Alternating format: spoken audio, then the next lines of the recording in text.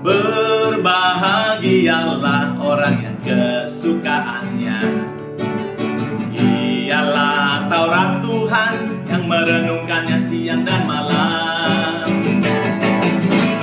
Dia seperti pohon yang ditanam di tepi aliran air, yang menghasilkan buahnya pada musimnya. Berbahagialah orang yang kesukaannya ialah Taurat Tuhan, yang merenungkannya siang dan malam. Dia seperti pohon yang ditanam di tepi aliran air, yang menghasilkan buahnya pada musimnya, dan yang tidak layu daunnya. Apa saja yang diperbuahnya pasti berhasil. Mari katakan, dan yang tidak layu daunnya, apa saja yang kuperbuat pasti berhasil. Haleluya, haleluya, shalom, shalom, puji Tuhan. Pagi ini kita bersyukur, kita bertemu lagi dalam tuntunan sepekan tanggal 26 Juli 2022. Bagaimana kabarnya? Sehat semua? Puji Tuhan. Dan saya percaya kalau hari ini kita menerima tuntunan, jangan lupa besok kita masih terus lakukan ini sampai tanggal 30 Juli. Jadi dalam tema kita adalah mengelola bahagia. Hari kemarin tanggal 25 Juli kita sudah belajar bagaimana memperhatikan apa yang masuk dalam pikiran kita, itu akan membuat kita dapat mengelola bahagia yang daripada Tuhan yang sudah kita terima. Nah, hari ini saya ingin mengajak kita untuk mengekspresikan bahagia dengan cara memposisikan wajah kita dalam posisi wajah yang bergembira. Bagaimana maksudnya, Pak? Gini, kalau hati kita sedang sedih, terpancar dari mukanya. Betul ya kan ya? Tetapi tahukah saudara, hati kita bisa bergembira kalau muka kita, wajah kita diposisikan ke wajah orang bergembira. Makanya saya ingin ajak saudara memperhatikan para penyanyi-penyanyi, para para pemusik itu atau penyanyi lah lebih sering saya lihat. Bagaimana waktu dia menyanyi dengan mengekspresikan mukanya dengan begitu rupa. Perhatiin ya, mukanya. Waktu lagu senang, lagu gembira tadi, berbahagialah, mukanya gembira.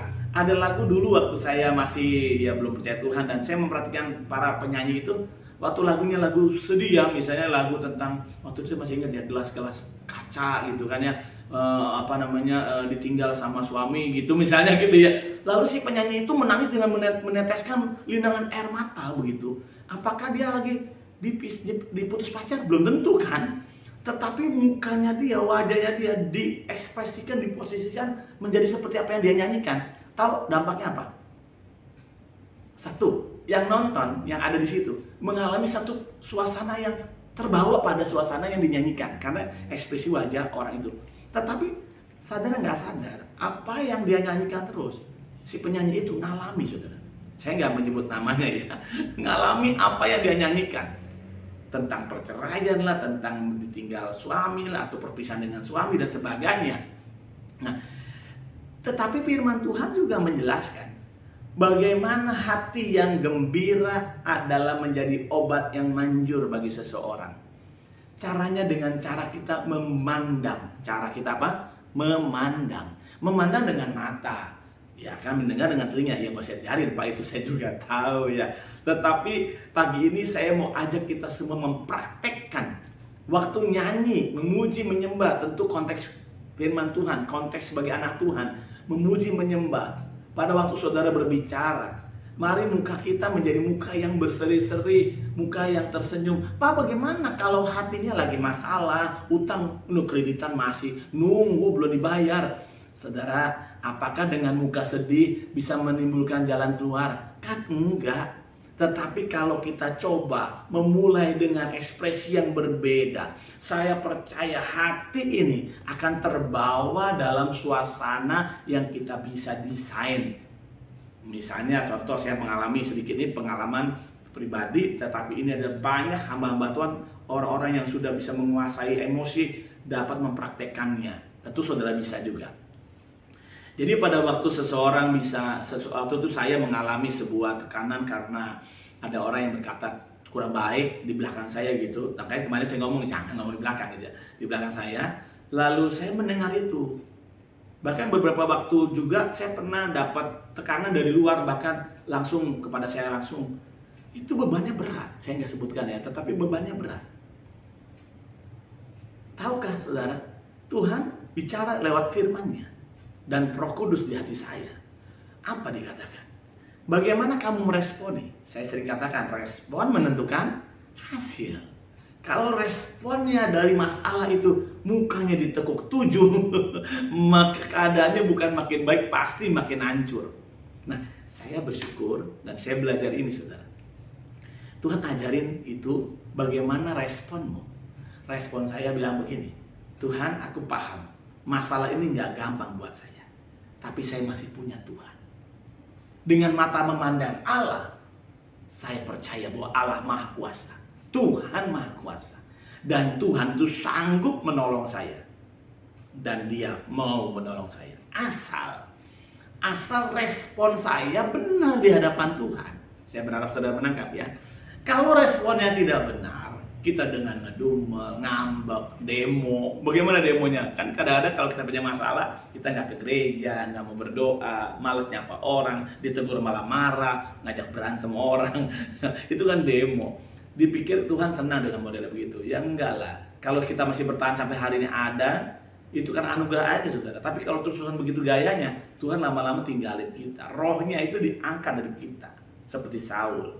Ya kan? Nah, pagi ini coba renungkan. Waktu saya mengalami itu, saya pertama memandang Allah. Bisa ngomong sama saya, memandang Allah? Ya, memandang Tuhan. Yang kedua, saudara, saya mulai tersenyum untuk masalah itu, untuk pergumulan itu, untuk tantangan itu. Ya, saya mulai tersenyum. Kok bisa, Pak? Kok mau, Pak? Iya, karena saya harus memberi respon yang benar. Keadaan sekitar harusnya nggak boleh mempengaruhi apa yang di dalam ini. Dan yang di dalam ini harusnya terpancar di muka dan wajah, di muka dan bagaimana kita senyum kita, mata kita semua terpancar di wajah kita. Waktu itu saya senyum aja, sudah tertawa, bilang, Tuhan, Engkau dahsyat, Engkau luar biasa. Masalahnya masih ada, masih, tapi saya bilang, Engkau luar biasa, Tuhan. Saudara, saya merasakan, menikmati masalah itu dengan bergandeng tangan dengan Tuhan. Saya menikmati masalah itu, bahwa di balik masalah, satu, saya melihat mujizat. Yang kedua, saya punya pengalaman yang saya bisa bagikan kepada teman-teman saya. Hari ini saya sharingkan. Saya bisa tersenyum dengan masalah itu karena apa? Masalah itu ada expired date-nya. Nggak mungkin masalah itu seumur umur, kecuali kita berputar-putar di padang gurun, nggak mau beres. Ya, orang Israel itu muter-muter 40 tahun itu karena panas dingin, jatuh bangun. Tetapi kalau kita mau serius dengan Tuhan, masalah itu pasti ada expired date-nya. Maksudnya ada waktunya, ada batasnya. Dan saya bilang, oh terima kasih Tuhan, hari ini saya mau pikul. Masalah itu ibarat barbel. Saudara tahu barbel?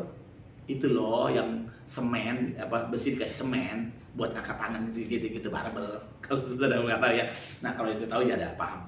Waktu seorang lifter atau seorang pengangkat beban ya, berat ya, olahragawan itu ngangkat barbel sambil mikul beban, dia nikmatin setiap otot yang tertarik, dia terbentuk, ototnya terbentuk.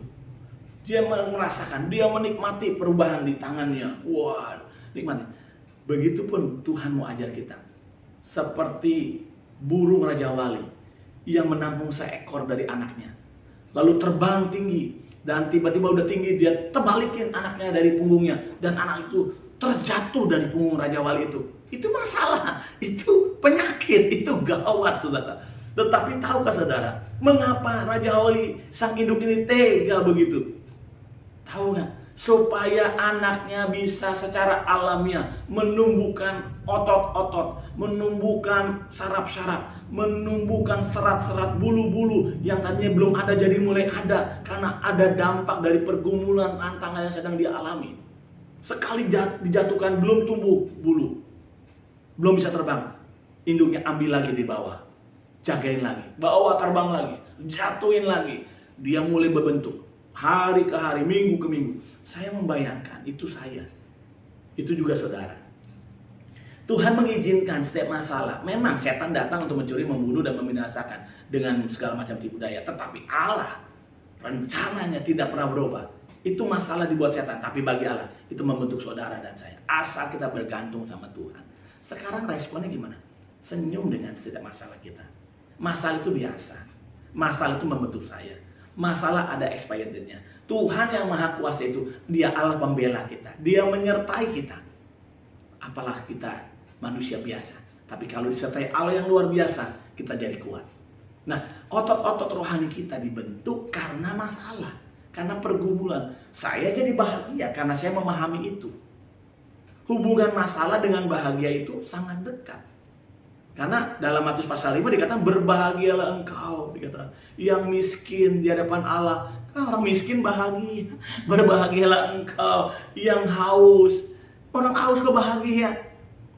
Karena pada waktu saudara bisa merasakan mahalnya atau berharganya nilai kesehatan, kapan? Pada waktu kita pernah ngalamin sakit. Kalau perlu sakit yang parah, baru kita bisa menghargai kesehatan. Betul nggak saudara? Nah makanya bahagia itu adalah akibat respon dari masalah yang kita berikan kepada Allah dan kepada dunia. Respon yang benar. Dan saya berdoa saudara, kita memberi respon yang benar. Apapun keadaan kita, tersenyumlah dengan masalah itu. Jangan pernah putus asa. Tuhan Allah membela kita, Tuhan Allah menyertai kita, menolong kita waktu kita susah. Tetapi respon kita, tanggapan kita harus sejalan, harus mendukung. Saya percaya saudara mengikuti ini, saudara juga mulai terbangun di dalamnya. Kita ini anak Raja Wali. Kita bukan ayam. Kita punya nature bisa terbang. Tapi untuk terbang saudara nggak bisa dengan tanpa bulu, tanpa sayap yang cukup kuat dan lebar. Tidak bisa. Allah membentuk saudara, sayap-sayap rohani kita. Allah sedang membentuk kita, kekuatan bulu-bulunya, dan sehingga menampung tubuhnya untuk bisa terbang. Mungkin hari ini engkau sedang diangkat naik, tapi juga jangan jadi sombong. Mungkin engkau sedang dijatuhkan Tuhan, juga jangan jadi takut dan khawatir. Sebab Allah kita menyertai kita. Karena itu saya berdoa buat kita pagi ini. Mari responi, senyum dengan masalah kita. Nyanyinya jangan sambil ngerutu, sambil manyun. Saudara harus sambil tersenyum. Saya percaya Roh Kudus menyertai kita semua. Mari kita berdoa, biarlah setiap kita dalam tuntunan Tuhan pagi ini membangun, menasihati, dan menghibur kita. Haleluya, terima kasih Bapa. Biarlah tuntunan di pagi ini membuat kami semakin berbahagia. Bukan hanya kami bisa melewati hari, tapi melewatinya dengan sukacita. Dan kami mau mengekspresikan di muka kami, di wajah kami. Kami mau tersenyum. Sekalipun keadaannya tidak seperti yang harusnya kami bisa tersenyum karenanya. Mungkin masalah itu berat, tetapi saya tahu, kami tahu Engkau Allah sanggup tolong kami. Engkau Allah mampu. Dan Engkau adalah Allah juga yang mau menolong kami. Doa hambamu sebagai hamba Tuhan, sebagai Bapa rohani, hamba berdoa biar setiap kami dimanapun kami berada, Roh Kudus berikan kekuatan buat kami untuk maju menjadi pemenang. Di dalam nama Yesus, di dalam nama Yesus, dalam nama Yesus kami mengalami terobosan dalam hidup kami. Haleluya. Mari sekarang angkat tangan kita gereja Tuhan, dan dengan bersukacita, mari sukacita, senyum pagi ini. Mari senyum, katakan terima kasih Tuhan, terima kasih saya bersukacita. Haleluya. Dan terimalah dengan berlimpah-limpah berkat dari Bapa di surga, cintanya Tuhan Yesus Kristus, dan penyertaan Roh Kudus yang manis indah menyertai mulai hari ini, besok, dan sampai selama-lamanya. Semua kita semua berkat dan percaya, katakan amin. Tepuk tangan buat Tuhan Yesus. Sampai berjumpa besok dalam tuntunan sepekan ini. Shalom.